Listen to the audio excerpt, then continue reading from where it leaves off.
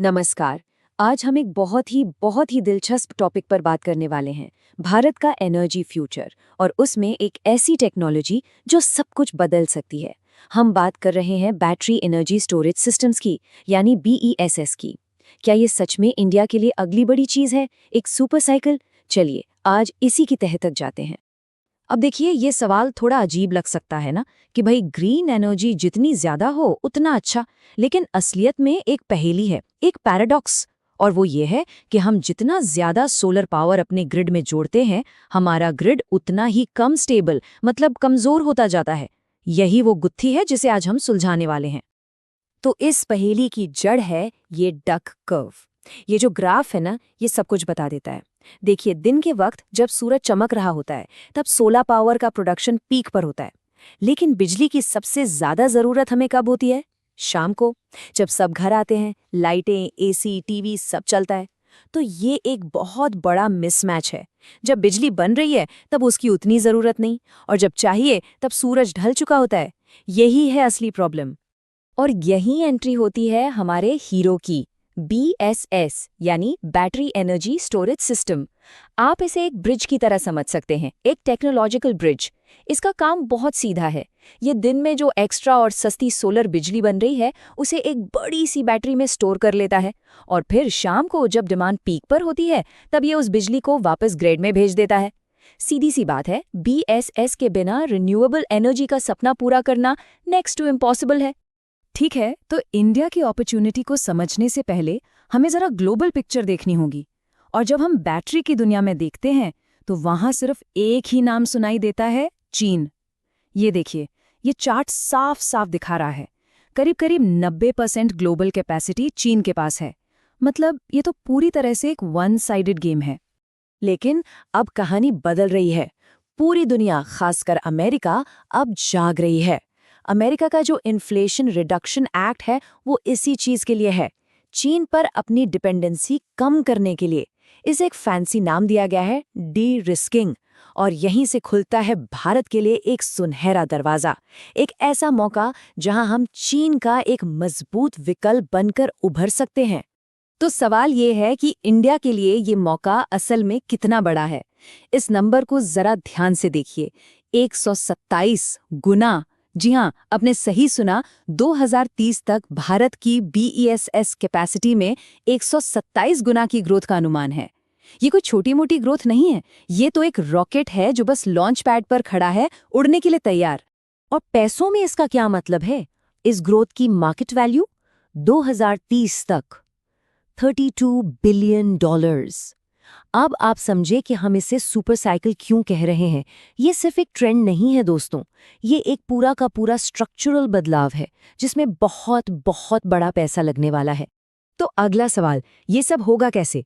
इसका जवाब है ये फ्रेज, सोलर 2017 प्लेबुक। सरकार कुछ नया नहीं कर रही, वो ठीक वही नुस्खा अपना रही है जिसने भारत को सोलर पावर में एक ग्लोबल पावर हाउस बना दिया था।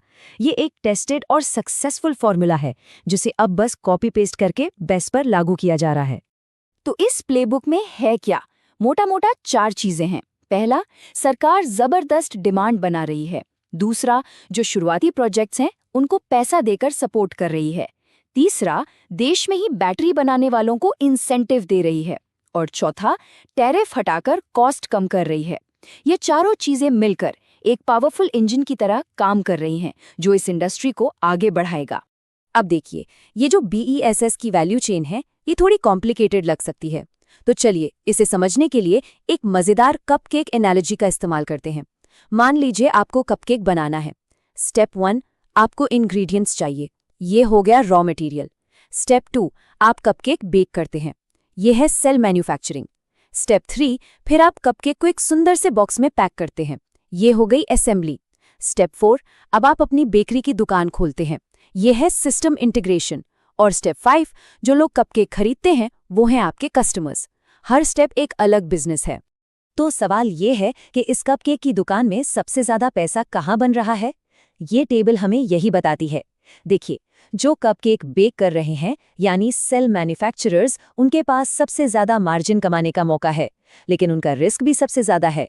वहीं दूसरी तरफ जो डेवलपर्स हैं, उनके लिए रिस्क और रिवॉर्ड का बैलेंस सबसे अच्छा है। लेकिन रुकिए, हमें एक बैलेंस्ड व्यू रखना होगा क्योंकि ये रास्ता इतना आसान भी नहीं है। यहाँ 3 बड़ी चुनौतियां हैं। पहली, टेक्नोलॉजी गैप। सच तो ये है कि हम आज भी बैटरी टेक्नोलॉजी के लिए चीन पर डिपेंडेंट हैं। दूसरी, टैरिफ का लगातार गिरना, जिससे पुराने प्रोजेक्ट्स पर प्रॉफिट बनाना मुश्किल हो रहा है। और तीसरी, और शायद अभी के लिए सबसे बड़ी चुनौती, एक पॉलिसी वैक्यूम। मतलब हमारे घरेलू मैन्युफैक्चरर्स को सस्ती चीनी इंपोर्ट से बचाने के लिए अभी कोई ठोस पॉलिसी नहीं है। तो इन सब रिस्क्स को देखते हुए इन्वेस्टमेंट की स्ट्रैटेजी क्या होनी चाहिए? ये 3 फेज का रोडमैप हमें रास्ता दिखाता है। अभी हम पहले फेज में हैं। इसे हम कह सकते हैं असेंबलर एरा, जहां कंपनियां बाहर से पार्ट्स इंपोर्ट करके यहां असेंबल कर रही हैं।